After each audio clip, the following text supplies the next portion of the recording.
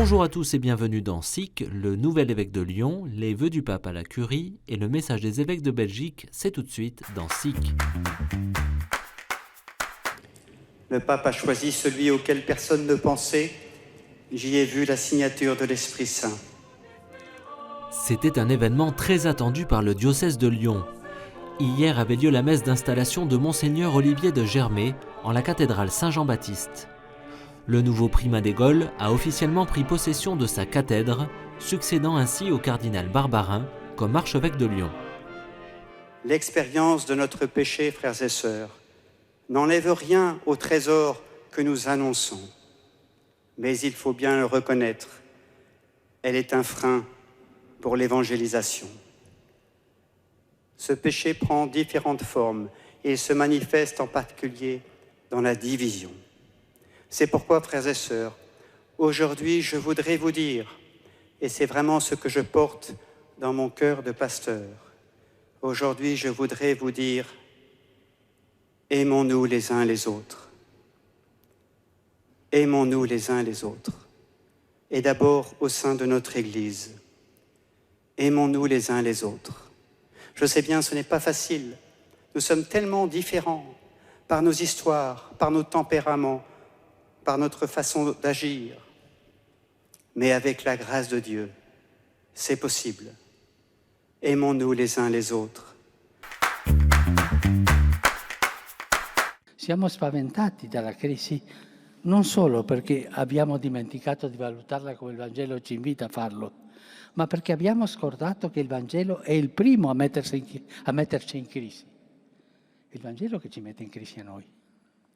Ma se troviamo di nuovo il coraggio e l'umiltà di dire ad alta voce che il tempo della crisi è un tempo dello spirito, allora anche davanti all'esperienza del buio, della debolezza, della fragilità, delle contraddizioni, dello smarrimento, non ci sentiremo più schiacciati.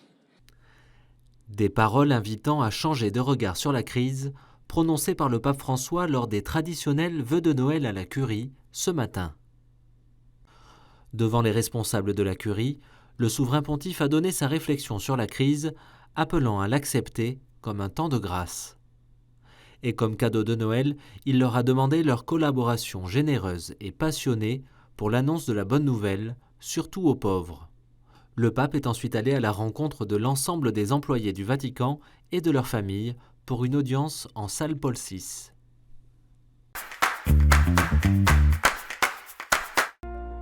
Faire sonner les cloches à Noël. En Belgique, les évêques ont invité les paroisses à faire retentir les cloches dans toutes les églises du pays le jour de Noël à midi. En signe de consolation et d'espérance pour tous ceux qui ont été touchés par le coronavirus et leurs proches, pour encourager ceux qui luttent contre le coronavirus, en particulier les nombreux soignants, en signe de solidarité entre nous.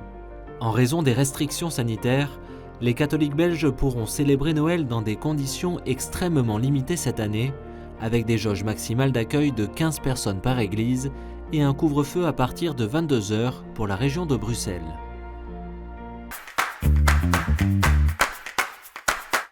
Dans une note publiée aujourd'hui, la Congrégation pour la doctrine de la foi a autorisé l'utilisation des vaccins anti-Covid.